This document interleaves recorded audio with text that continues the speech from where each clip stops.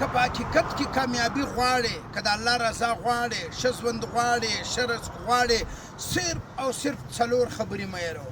که دا څلور خبرې د تا سره در سره وي، بیا به ټوله زندګي ستا د کامیابه وي او خوشحاله به یې، ښه ژوند به دي، ښه رزق به دي، الله به هم در سره راځي، دنیا به دې هم ښایسته وي، آخرت به دې هم ښایسته وي. صرف څلور خبرې مه هېروه.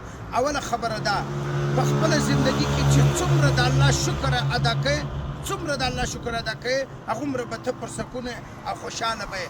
دویم، چې په خپله زندګي کې څومره استغفار وایه، ستا به ګناوې معافېږي، نیکیانې به دې زیاتېږي.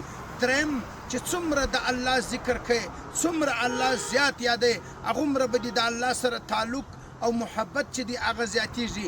څلورم، خپل مسایل په مسلو مسایلو سره مه حل کوه، خپل مسایل په دعاو سره حل کوه، چې څومره دعاوې د خپل ښایسته رب څخه غواړې، هغومره به دې مسایل حل وي او پریشانیانې به دې ختم وي او درنې مسلې به دې په دعاو سره حل وي. چې څومره د خپل ښایسته رب څخه دعاوې غواړې، کامیابه به یې او کامرانه به یې. که زما دغه څلور خبرو باندې ته عمل وکړې، ټوله زندګي به ماته دعاوې کوې.